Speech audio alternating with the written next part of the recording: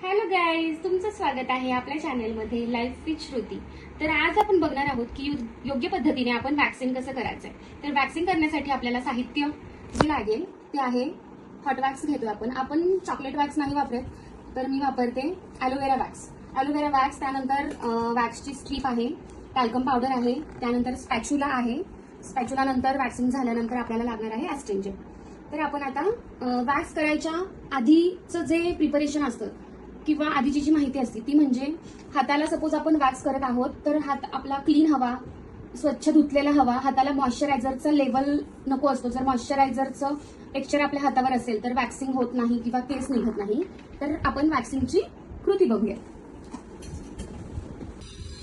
Waxing करताना एक काळजी घ्यायची आहे. हा जो पोर्शन असतो या पोर्शनला वॅक्स लावायचं नाही, नाहीतर ब्रुझिंग होण्याची शक्यता असते. शक्यतो या पोर्शनला वॅक्स लावूच नाही. जर स्ट्रिप्सला वॅक्स उरलाय त्याने पट्टी ओढली तरीही चालते. वॅक्सिंग करताना हाताची आधी डायरेक्शन बघून घ्यायची की हातांच्या केसांची दिशा कोणत्या साईडने आहे. हा जो आपला पोर्शन असतो त्याची डायरेक्शन नेहमी वरच्या साईडने असते. तर जेव्हा आपण वॅक्सिंग घेतो तेव्हा जशी हेअरची दिशा आहे तशा पद्धतीनेच वॅक्स लावून घ्यायचा आहे आणि ओढताना अपवर्डने वॅक्स ओढायचा आहे. म्हणजे ज्या डिरेक्शननी हेअरची ग्रोथ आहे त्या डिरेक्शननी वॅक्स लावणे आणि त्याच्या अपोजिट डिरेक्शनने वॅक्स ओढणे. त्यांनी आता तुम्हाला लावून दाखवते. सगळ्यात पहिल्यांदा पावडर लावायची आहे. पावडर आपण कशासाठी लावतो तर हाताला आपल्या मॉइश्चर आहे, घाम आहे, त्याच्यासाठी आपण पावडर लावतो. असं नाहीये की पावडर लावल्याने दुखत नाही आपल्याला, असं काही नाहीये. फक्त मॉइश्चर राहू नये, वॅक्सिंगला आपल्याला त्रास होऊ नये म्हणून आपण पावडर लावतो. जशी हेअरची डिरेक्शन आहे तसंच मी वॅक्सचं ऍप्लिकेशन करतेय. वॅक्सचं टेम्परेचर चेक करूनच वॅक्स लावायचं आहे. पट्टी घेताना नेहमी जर तुम्ही नवीन असाल तर दुमडून घ्या, म्हणजे तुमच्या हातात अशी ग्रीप येते पट्टीची. जसं वॅक्स लावलाय तशीच पट्टी लावली आहे. व्यवस्थित प्रेस करून घ्यायचं आहे. वॅक्सिंग करताना खालून क्लायंटचा हात टाईट धरायचा आहे. वॅक्स केलेल्या ठिकाणी फ्यू सेकंड हात ठेवायचा आहे सुदिंगसाठी. आता आपण वॅक्सिंगचे फायदे काय आहेत, आपण का वॅक्सिंग केलं पाहिजे. तर सगळ्यात पहिलं म्हणजे हा जो मोठा पोर्शन असतो त्याच्यावरचे केस आपण एकदम काढू शकतो.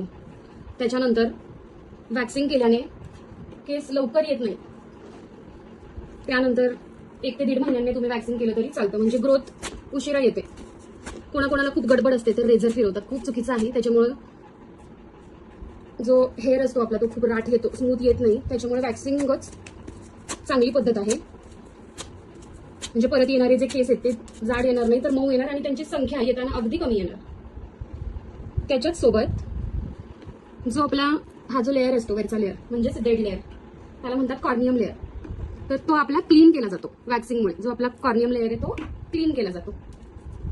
गरमीचे दिवस आहे, घाम खूप येतो, त्याच्यामुळे चिकट झाल्यामुळे वॅक्सला पाणी सुटतं, वॅक्सचे हेअर पटकन निघत नाही. त्याच्यामुळे जर तुम्हाला वाटलं की हात चिकट लागतो किंवा स्वतःच्या हाताला घाम आलाय तर पावडर आपल्या पण हाताला लावून घ्यायची आणि क्लायंटच्या पण हाताला लावून घ्यायची. आता हा जो पोर्शन असतो त्या भागात केस खूप असतात, दाट केस असतात, त्याची डायरेक्शन बघायची तसंच वॅक्स लावायचं आहे. आता तुम्ही वॅक्सिंग करताना काळजी काय घ्याल, सगळ्यात महत्वाचं की वॅक्सिंग करताना घ्यायची काळजी. वॅक्सचं सगळ्यात पहिल्यांदा तापमान चेक करायचंय. गरम वॅक्स लावायचा नाही. तापमान, ज्यांची स्किन खूप सेन्सिटिव्ह आहे, बेबी स्किन, त्यांना वॅक्सिंग करणं शक्यतो टाळायचं, नाहीतर स्किन खूप लाल होते किंवा त्यांची जी स्किन असते ती थोडी लूज पडण्याचा संभव असतो. त्यानंतर वॅक्सिंग करताना ज्या स्ट्रिप्स आपण वापरतो त्या स्ट्रिप्स खूप मोठ्या साईजमध्ये वापरायच्या नाहीयेत. आता सपोज आपल्याला हा पोर्शन घ्यायचा आहे, ही छोटी स्ट्रिप आहे, मी इथे ओढू शकते, पण जर मोठी स्ट्रिप घेतली तर साईडचा भाग पण खेचला जातो आणि त्याने स्किन सैल पडण्याची शक्यता असते. म्हणून स्ट्रिप्स घेताना तुम्ही छोट्या साईजच्या स्ट्रिप्स वापरू शकता.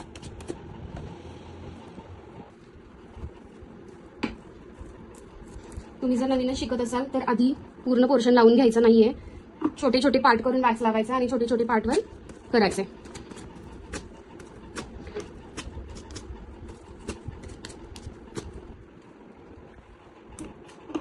या पोर्शनचे डायरेक्शन खालच्या दिशेला आहे, तर मी वॅक्स सुद्धा खालच्या दिशेने लावणार आहे.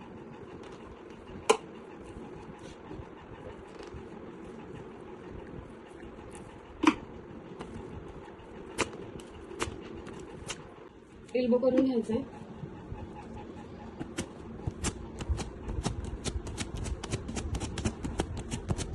अशा पद्धतीने आपण वॅक्सिंग आपलं पूर्ण झालंय. केस कुठे राहिला नाहीये ना ते एकदा चेक करून घ्यायचं. नसेल राहिला तर हात क्लीन करून घ्यायचा. हात क्लीन करून घेतलाय. जेव्हा आपण वॅक्सिंग करतो तेव्हा हाताची जी छिद्र असतात पोर्स स्किनचे ते ओपन झालेले असतात, त्याच्यामुळं वॅक्सिंग झालं की ॲस्ट्रिंजंट व्यवस्थित मारून घ्यायचं आहे. ॲस्ट्रिंजंटचं काम आहे क्लोज द पोर्स, जे पोर्स ओपन आहेत ते बंद करणं. व्यवस्थित ॲस्ट्रिंजंट लावून घ्यायचं म्हणजे ही झाली आपली शेवटची स्टेप आणि असं झालं आपलं वॅक्सिंग.